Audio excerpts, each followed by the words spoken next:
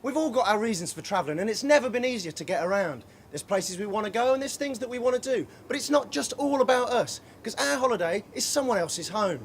Have a look at this.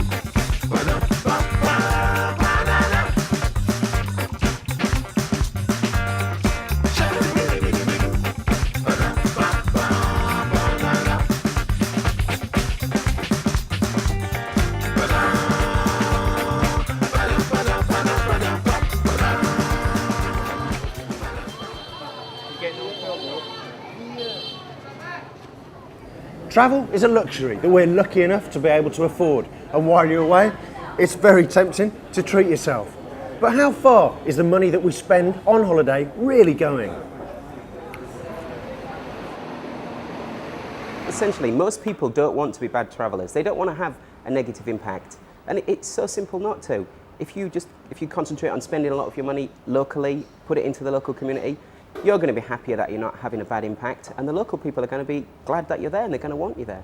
It's easy to find locally owned guest houses, locally run restaurants, and you've got to think, be a bit more adventurous while you're out there. You don't want to be eating the same things you've eaten here. You can always have Coca-Cola when you're back in England. Why not try the local juice? And if somebody squeezed it locally, you know, you're going to give your money to him, it's going to benefit him directly. You want blue? I think blue. The same verse? This one? This one? Are they different? This is same price. The same price? What's the price? $100. $100? Oh, No, too much. You know more? Haggling. We're not good at haggling, but it's part of the culture in a lot of countries.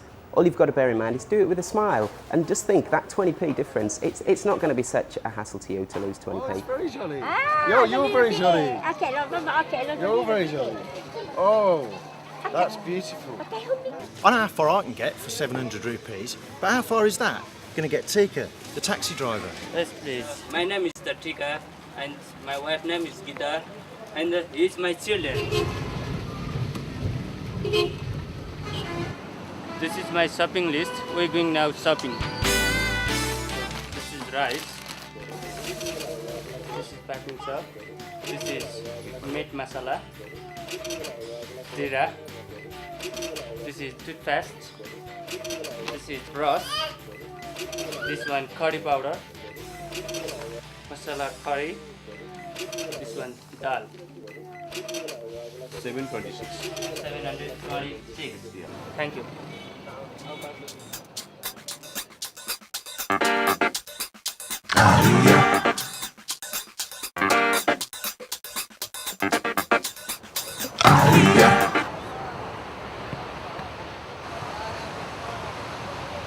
There's nothing worse when you're travelling than sticking out like a sore thumb.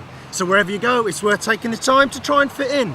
And I've been told that here on Ipanema Beach in Rio, just about anything goes. Of course, dress codes aren't the same everywhere, and here in Nepal, it couldn't be more different, especially in and around temples.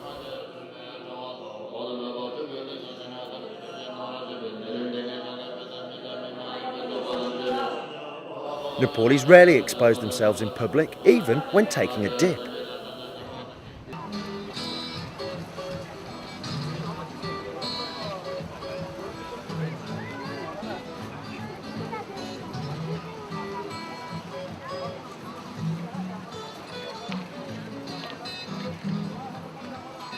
If you go travelling with someone and you're lucky enough to still be speaking to them, or you happen to pull while you're away, think about local etiquette.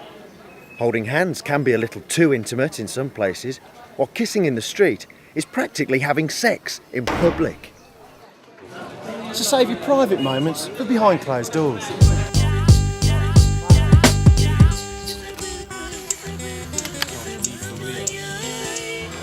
Taking photographs to me is a very good opportunity to meet people. I don't hide behind my camera.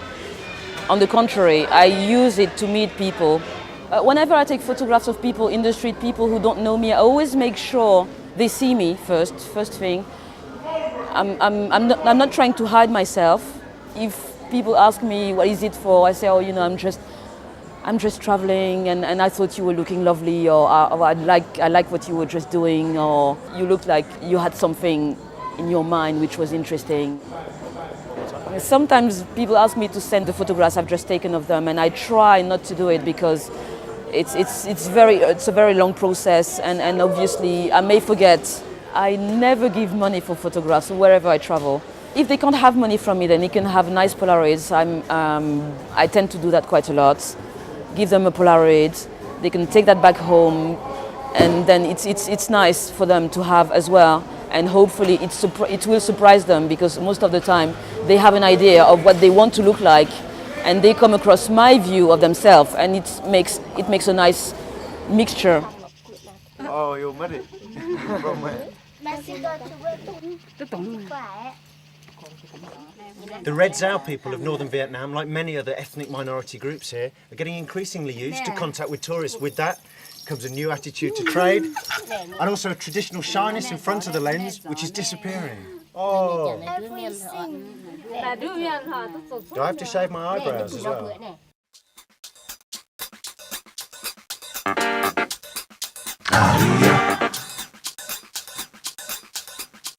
Imagine 60 or 80 people coming here to the Yorkshire Dales, night after night, setting up their tents on the village green, having their evening meal, throwing the tins and the litter about, and then going behind every boulder and crapping all over the place.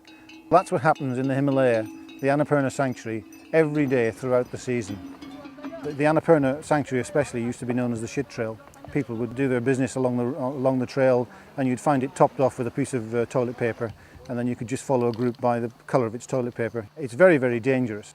All we need to do, follow a few guidelines. You choose a site about 100 yards away from habitation or from a water course. You dig a hole 9 inches wide, which is a good squatting width, 18 inches front to rear, and as deep as you can go.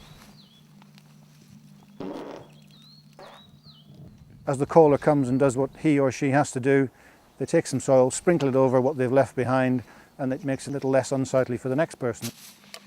Philip? With the build-up of the trekking industry, the villages have learned to diversify, and so they've provided coffee shops and guest houses. They bring in what they think the trekkers would like to eat, which is often canned food, bottled water, beer in glass bottles, this sort of thing. And of course, once the trekkers have moved on, that's left behind. And if the trekkers were to live on the local produce, then there wouldn't be this problem. One of the big problems is bottled water. The locals have discovered that that's a good market, and so they've brought in bottled water, yak loads of bottled water into these guest houses, and they sell it to the trekkers. And then of course once the bottle's empty, the bottle's just discarded. So there are mountains of empty bottles along the trail. And there's no need for it, because everybody can treat their own water. The other thing of course is that things like plastic bags, batteries, tampons, contraceptives, if you've got to use these things, then get rid of them. Take nothing but water and leave nothing but footprints.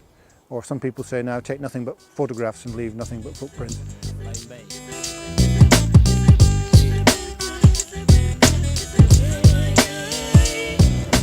Vietnam has only opened itself up to tourism over the last few years. Already you can feel the difference.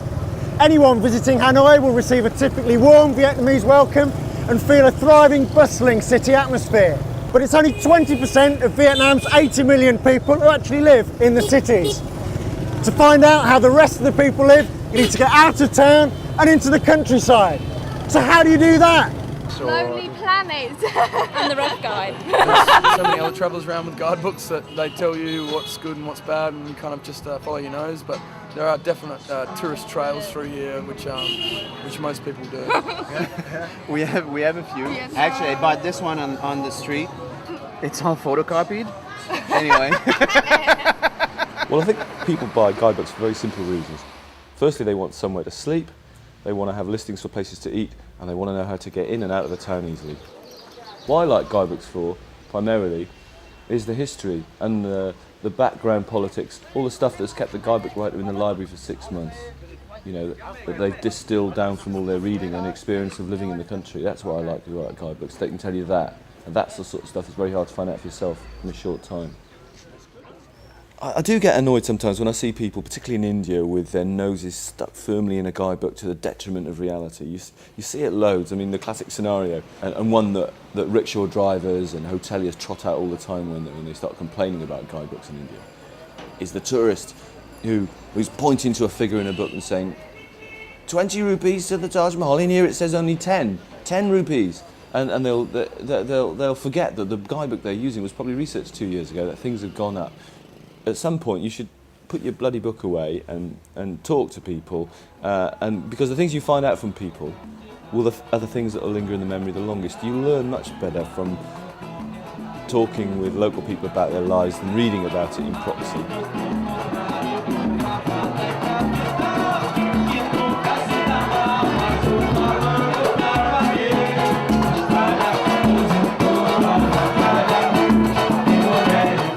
Everybody's flamenco here. Right, teach me the song. What do I have to sing? Uma vez Flamengo, sempre Flamengo.